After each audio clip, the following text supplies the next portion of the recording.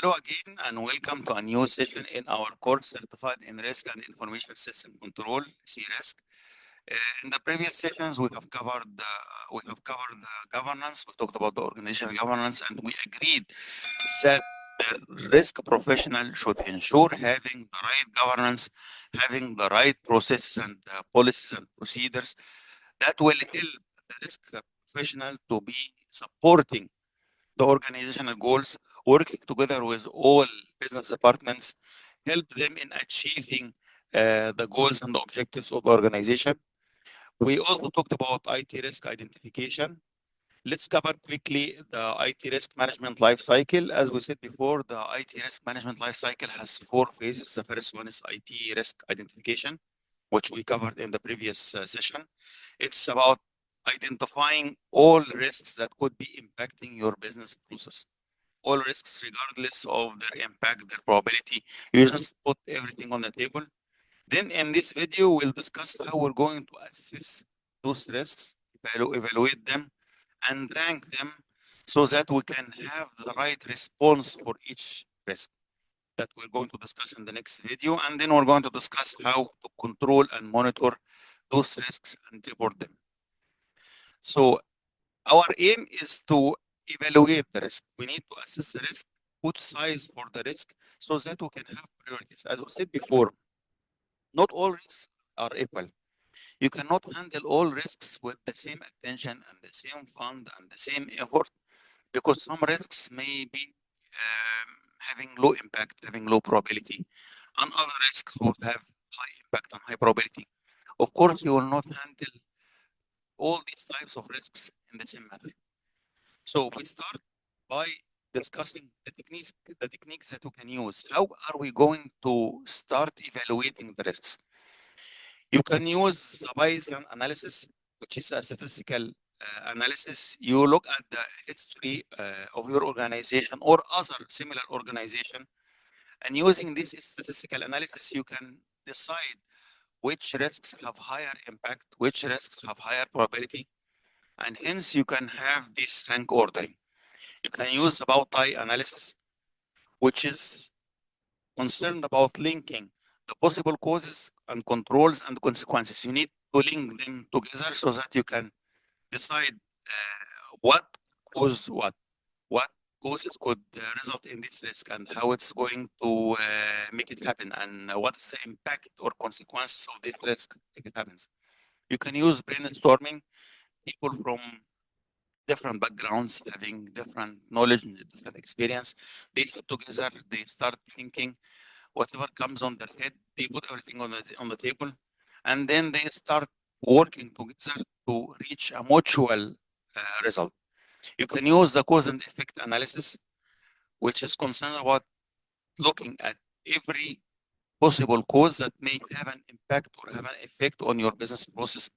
You can use checklists that you have built your own in your organization or you have purchased or what is published by known organizations, or it could be a mix between your historical experience and checklists bought commercially.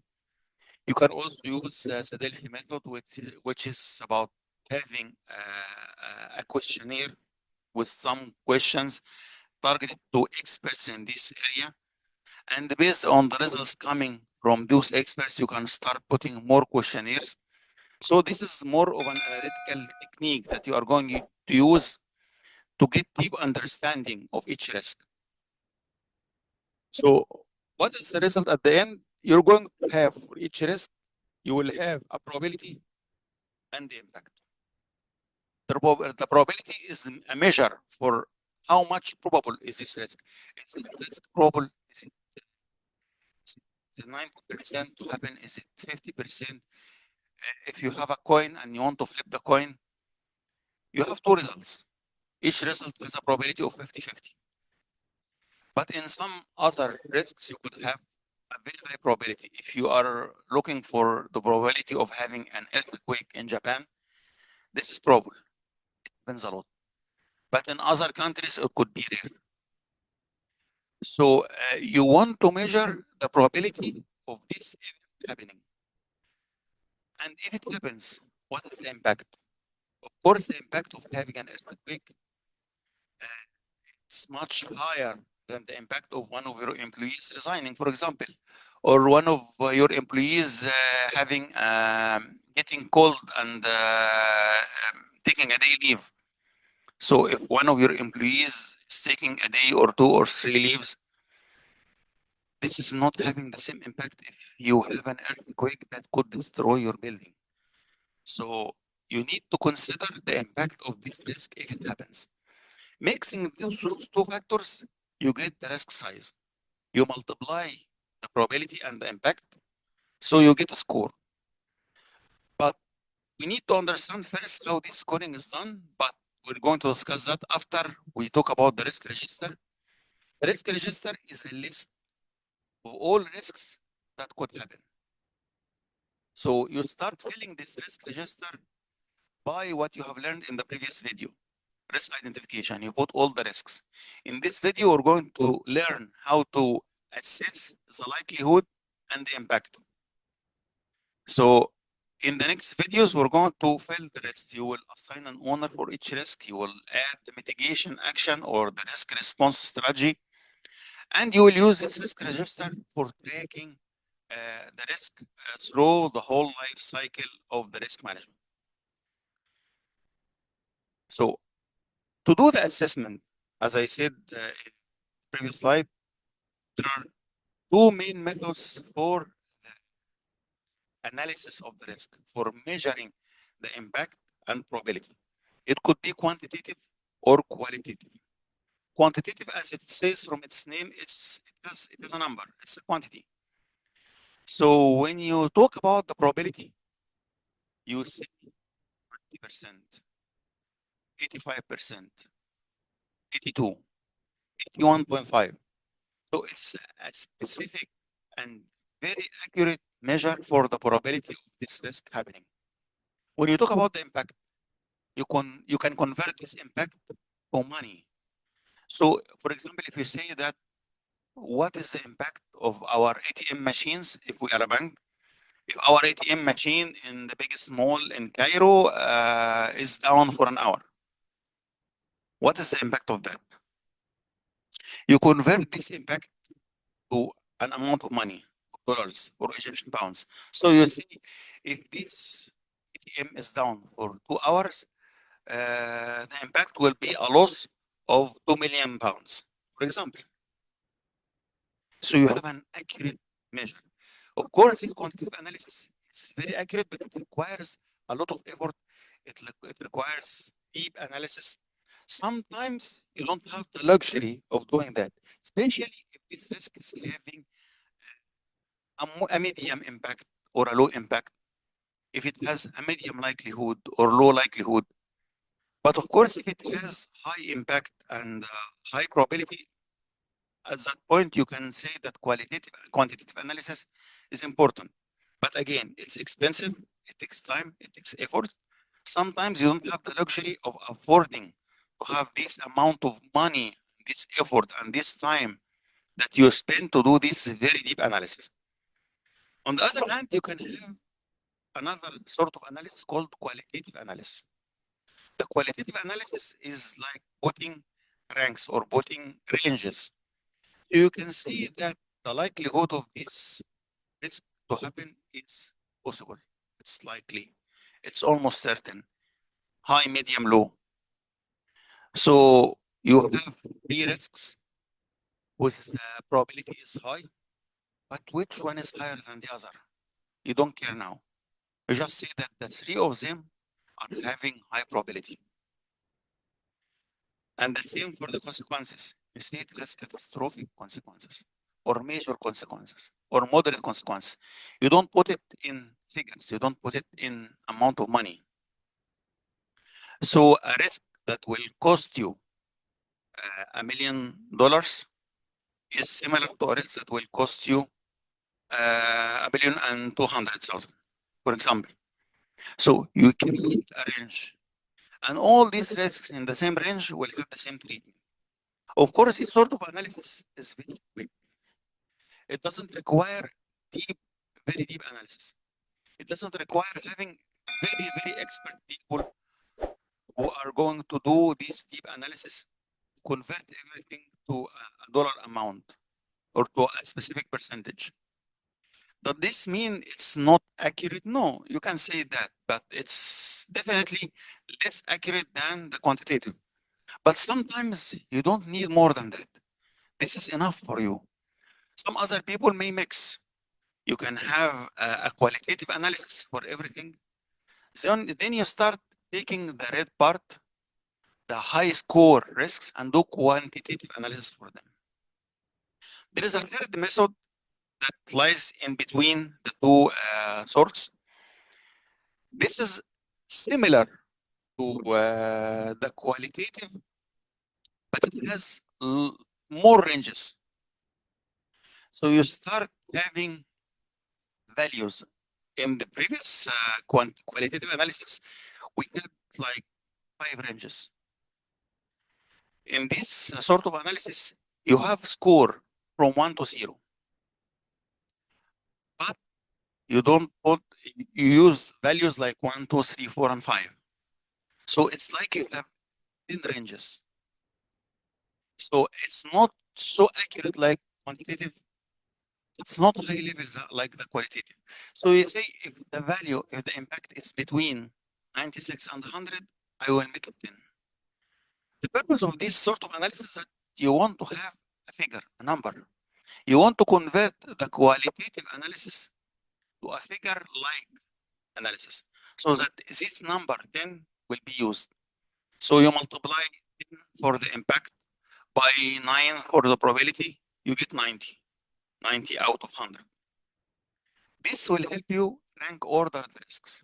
So you can consider the high impact and the high probability risks or the risks with high size and put most of the fund for these risks because let's face it, those risks must be handled. But risks with very low scores, they could be accepted. If you have a risk with a very small score, what does it mean having a low score? It means it has low probability and low impact. So I can live with it. If it happens, let it happen. How much will it impact? How much will it cost us? As we said before, one of your golden rules is you have to be cost effective. You have to put the right controls for the right risk. So this leads us to talk about one of the main basic concepts in disaster recovery. You do a business impact analysis. As we said before, not all risks are having the same rank. They don't get the same treatment. But what if this risk is impacting two different systems, but one of the systems is much important than the other? As an example, you have a banking system. The core banking system that is used to run the whole bank. You cannot afford to put the system down for a minute. But for your customer relationship management system, yeah, it can go down for an hour or so. What about our leave system, our HR system?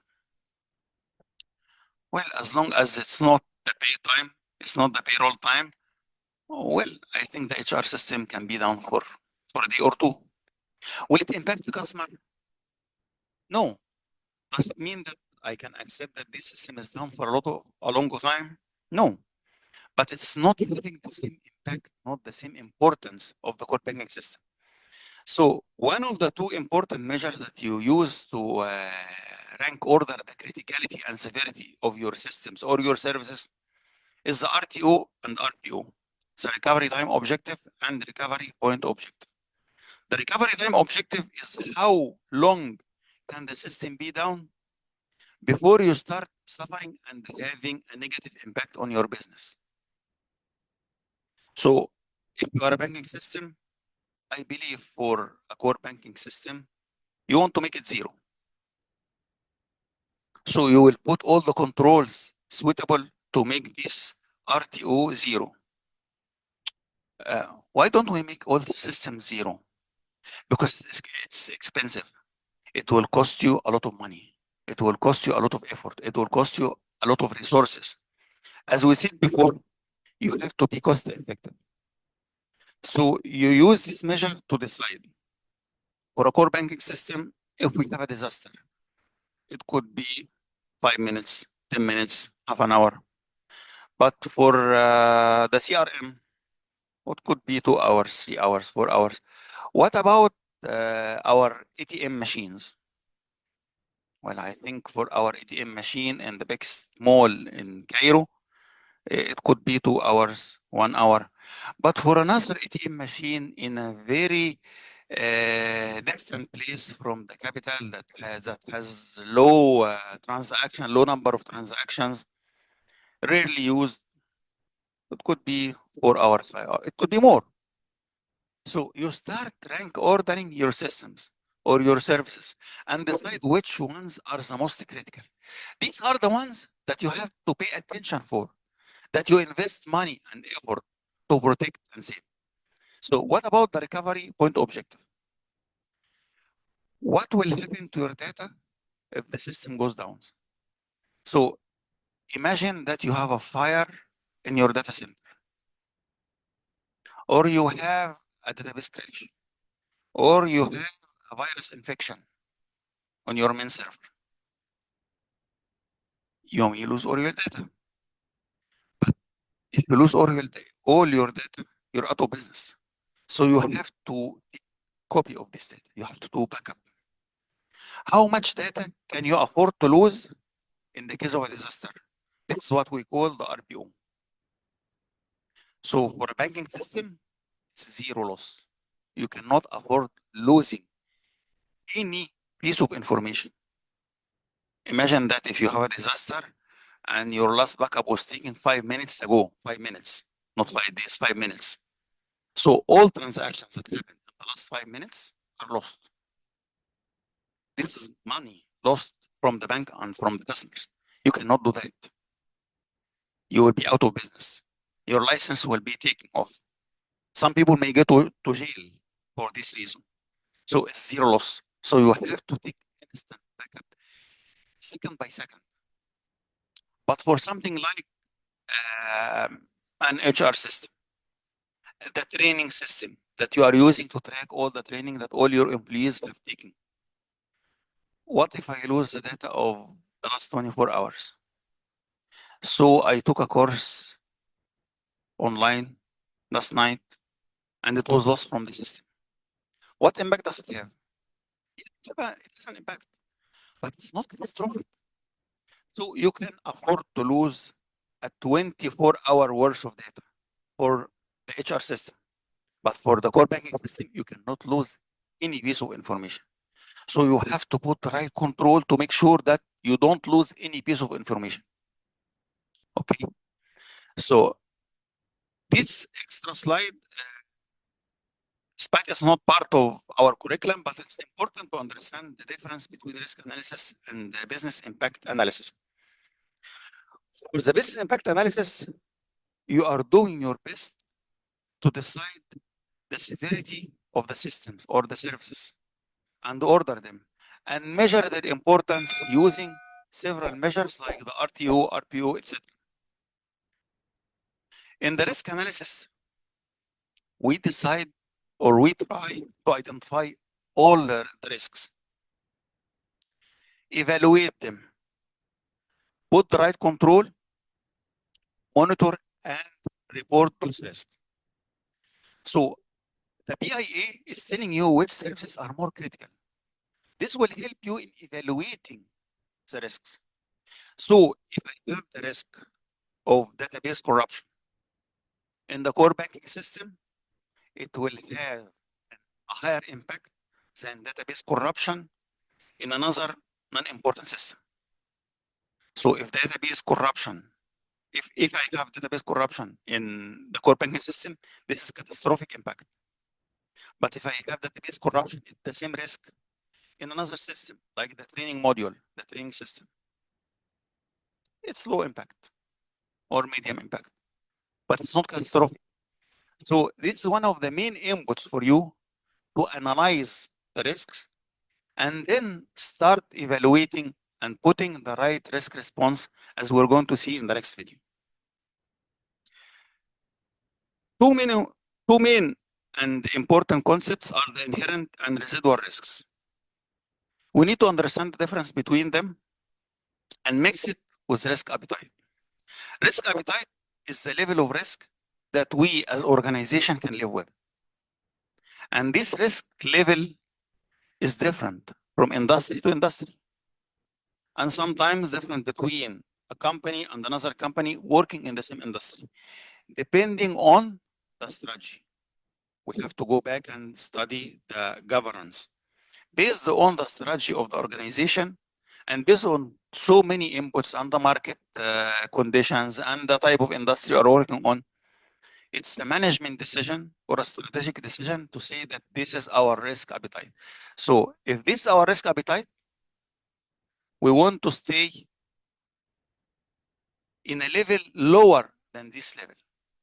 So when we start our process, we created our system, created our services, we are offering some service to our customer, but we have this level of risks, the inherent risk. This is the risk if we don't do anything, we do nothing. We just stay watching, we keep everything running as it is. We create an online banking system, published it, and let it go. We did not put anything to protect it. No firewall, no IDS, no IPS, no backup. So this is an inherent risk. It's a normal risk. It's a natural risk that you're going to face if you don't do anything about it.